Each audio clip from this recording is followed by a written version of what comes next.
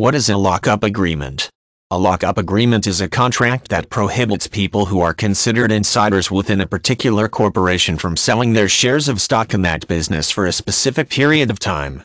While this type of agreement may be invoked under several different scenarios, the event of an initial public offering or IPO is one of the more common. Generally, all executives, managers, and other employees who are granted shares of stock are asked to sign an agreement of this kind along with any venture capitalists or underwriters associated with the business. The idea behind a lockup agreement is to prevent the price per share associated with the company's stock from becoming unstable during the time frames specified within the contract. Doing so helps to minimize the chances of people using the data they receive as part of their normal interactions with the business and attempting to trade those shares based on that insider information. Taking this precaution to prevent trades based on data that is not readily available to other investors is very important, since a sudden glut of shares dumped into the marketplace would arouse caution among the investment community.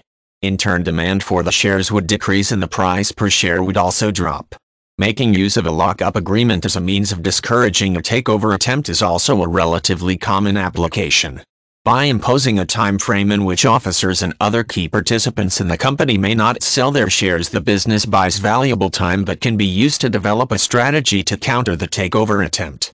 At the same time, the approach may be used to reduce the number of entities attempting to acquire the business while paving the way for purchase by an entity that the company officers feel provides the most attractive offer.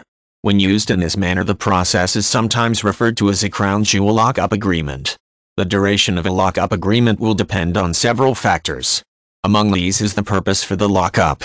For an IPO, the agreement may prohibit the sale of shares for anywhere from a couple of months to 1 year based on when the initial public offering is slated to take place.